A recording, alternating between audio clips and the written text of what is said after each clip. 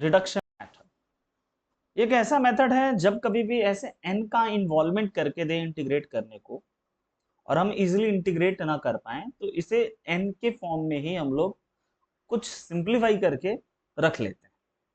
जैसे कि इस टाइप के क्वेश्चंस को आप देखते ही पहचान जाओगे कि अगर मैं इस प्रकार से आपको एक क्वेश्चन दे दूं, if in is equal integration of tan nx।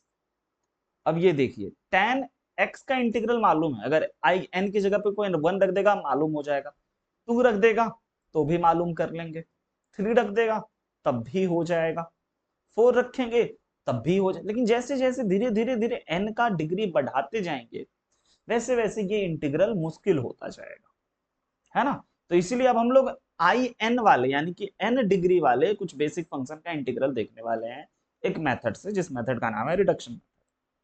ठीक है, तो आपको क्वेश्चन डायरेक्ट इंटीग्रेट करके नहीं बोलेगा कि ये किसकी इक्वल है, आपको इस प्रकार से आई एन इज इक्वल देगा और आपसे ऐसा पूछेगा कि फिर आप बताओ n minus one into I n plus I n के ही इन्वॉल्वमेंट में आई एन माइनस टू किसके इक्वल होगा। आई बात समझ में। और 4 ऑप्शन मैं आपको इस प्रकार से दे देता हूं। First option tan to the power n minus two into x, second option tan to the power n minus 1 into x, and third option tan to the power nx, and fourth option tan to the power n plus 1x। अब इसे सीखिएगा, important. अगर एक question भी कोई सीख गया बच्चा तो काफी। तो बेसिकली हमारे पास आई एन ये दे रखा है तो हम भी आई एन को लिखते हुए चलेंगे क्योंकि ओवरऑल हम इंटीग्रेट करेंगे लेकिन आई एन के ही नोटेशन। अब इसे इंटीग्रेट करने के लिए आप सोचिए कि इंटीग्रेट आप क्या ही कर पाओगे, डिफरेंशिएशन रहता तो एक बात।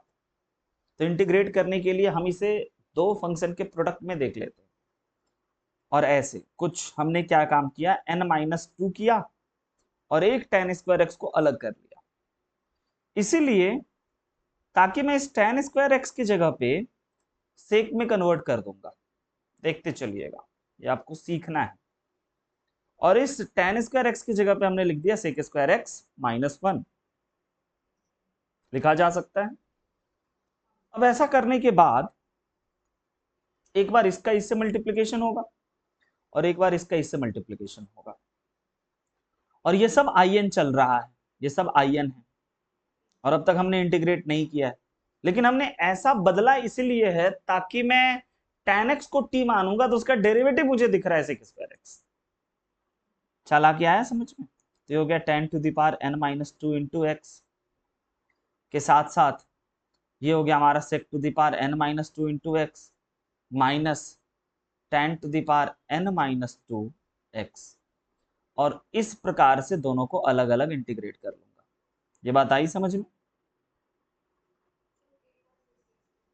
बस इसको इससे मल्टीप्लाई किया, इसको इससे यहां लिख दिया, इसको इससे, तो ये 1 से मल्टीप्लाई होते हैं ऐसे ही आ गया। अब इसको ना मैं इंटीग्रेट नहीं करूंगा क्योंकि ये वापस से n वाले फॉर्म में क्रिएट हो रहा है ये, तो इसके जगह पे मैं लिख लूंगा कि ये जो बन गया सर ये आई एन माइनस टू बन गया और इसको मैं इंटीग्रेट कर पाऊंगा। तो इसको इंटीग्रेट करने के लिए हमने tan x को t मान लिया, तो tan x को जैसे ही t मान लिया तो उसका डेरिवेटिव आपको पता चल गया कि dt अपॉन dx जो है वो sec स्क्वायर x आ चुका है। तो ये बन चुका है overall t to the power n minus two into d t, समझ पाए। और इसके जगह पे मैं लिख दूंगा आई एन माइनस टू।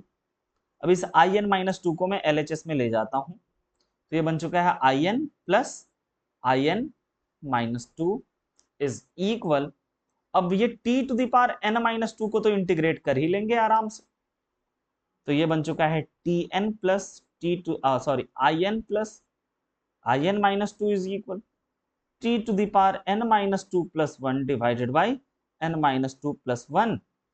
समझ पाए। और ये LHS वाला पार्टी RHS में चला गया, ये बन गया हमारा कितना टी एन माइनस वन, मतलब simple n minus one, n minus one मैंने बाहर रख दिया और ये हो गया हमारा I n minus plus in minus two is equal, और ये बचा है t to the power n minus one, और t हमारा क्या है, 10 है, तो इसके जगह पे हम लोग 10 पुट कर देंगे, इसीलिए इसका आंसर ऑप्शन बी होगा। पता चला कि हमने इंटीग्रेट किया लेकिन आई एन नोटेशन के ही फॉर्म में रखा, इसी को हम लोग कहते हैं रिडक्शन मेथड। अब ये सोचिए कि ये जो हमें एक रिजल्ट मिला, ये जो रिजल्ट हमें मिला कि यहाँ पे हमारा जो आंसर आ गया वो आया है so 10 to the power n minus one into x. तो अगर आप n की जगह पे 3 रखोगे ना, n की जगह पे अगर आप 2 रखोगे, है ना, तो आपको इस वाले रिजल्ट में एक फॉर्मूला मिल जाएगा, फिर 3 रखोगे तो एक मिलेगा, 4 रखोगे तो एक मिलेगा, और सब एक दूसरे से रिलेटेड हो, इसीलिए ये रिडक्शन मेथड के नाम से फेमस है। ठीक है, अगले बातों पे चलते हैं। एंड नेक्स्ट इसी टाइप का प्रॉब्लम एक और मैं देता हूं और आप उसको डिकोड कर पाते हो या नहीं ये देखते हैं। तो बस आई एन की फॉर्म में ही बोलना है, तो अगला मैं एमसीक्यू इसे क्वेश्चन बना लेगा।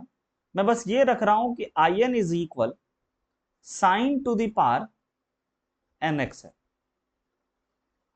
तो इसे आई एन के फॉर्म में बताइए कैसे सिंप्लीफाई कर सकते हैं, क्या आ सकता है। तो अब tan x में ये था कि उसका डेरिवेटिव हमें क्रिएट हो रहा था, लेकिन sin x में वैसा कुछ नहीं है, sin x में वैसा कुछ नहीं है, तो इसमें हम लोग लगाएंगे IBP। ठीक है, और IBP लगाने के लिए दो फंक्शन का प्रोडक्ट देखना होगा। IBP याद है, तो दो फंक्शन का प्रोडक्ट, तो एक फंक्शन तो सर हमने ये ले लिया और दूसरा ले लिया यही। अब अगर हमने IBP लगाने का सोचा है तो आप दिमाग लगाओ कि फर्स्ट फंक्शन किसे रखना चाहिए और सेकंड फंक्शन किसे। तो सर जिसका इंटीग्रल मुश्किल हो, जैसे कि ये बहुत मुश्किल है, इसे फर्स्ट फंक्शन ले लेते हैं, हाँ या ना, और इसे एज्यूम कर लेते हैं सेकंड फंक्शन। तो IBP रूल के अकॉर्डिंग हम लोग फर्स्ट फंक्शन को ऐसे लिख देते हैं, सेकंड फंक्शन को इंटीग्रेट कर देते हैं, माइनस फर्स्ट फंक्शन को डिफरेंशिएट किया जाए,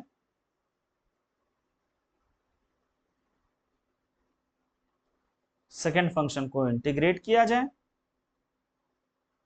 और ये जो सेकंड पार्ट आया इसे फिर से इंटीग्रेट करना चाहिए। यही है IBP हमारा मोस्ट फेमस। तो अब सिंप्लीफाई करते हैं एक एक करके, मुझे IN में ही आंसर चाहिए, मतलब मैं फाइनली इंटीग्रेट नहीं करूंगा, बस IN minus one, IN minus to, IN minus three, इसी फॉर्म में हम डिकोड करके रख देंगे, छोड़ देंगे। तो ये हो चुका है IN is equal sine to the power IN minus one into x, और साइन एक्स का हो गया cos x, minus minus cos x होता है, तो इस माइनस को मैं यहां लगा दूं तो कोई आपत्ति नहीं आपको, और इसका डिफरेंशिएशन हो चुका है साइन n माइनस टू, बाहर में n माइनस वन आ चुका है, n माइनस वन बाहर, और इसका हो गया है sine n minus two x, और साइन एक्स का भी इंटीग्रेशन करना होगा, तो साइन एक्स का इंटीग्रल हो जाएगा cos x minus cos x, तो ये माइनस यहां आकर के प्लस बना दिया, और ये साइन एक्स का इंटीग्रल हो गया फिर से cos x minus cos x, तो वापस से ये माइनस बना दिया, कि प्लस माइनस संभाल लिए, देखे या नहीं देखे, दो दो बार माइनस आया। अब इस पूरे को इंटीग्रेट करना है, जिसमें कि n माइनस वन कॉन्स्टेंट है, मैंने बाहर हटा लिया। अब ये दोनों मल्टीप्लाई होकर के कॉस स्क्वायर बन गया, कॉस स्क्वायर को हम साइन स्क्वायर में लिख पाएंगे, है ना। तो यहां से हमारा IN बन चुका है, IN चल रहा है अब तक, IN बन चुका है। ये पहला पार्ट तो फ्री हो गया इंटीग्रल से, पहला पार्ट फ्री है। अब इस वाले पार्ट को संभालते हैं, तो ये n माइनस वन है, इन दोनों को मल्टीप्लाई किया जाए तो ये साइन स्क्वायर एक्स मतलब कॉस स्क्वायर एक्स बन गया, और कॉस स्क्वायर एक्स को हम साइन में बदल लेते हैं, कैसे बदल पाएंगे, तो one minus sine square x, right बच्चे, जिसमें कि अब आप ध्यान से देखिए तो काम बन चुका है। तो ये इसके जगह पे ऐसा कुछ कॉस स्क्वायर एक्स जैसा का तैसा, n-1, बिल्कुल वैसा ही। और इसको जब इससे मल्टीप्लाई किया ना तो sin to the power n-1 आएगा, पता चला। तो इसकी जगह पे हम लोग लिख देंगे in-2, क्योंकि in ये है, गेटिंग माई पॉइंट। और उसके बाद फिर मल्टीप्लीकेशन किसका किससे होगा वो अब देखना ध्यान से।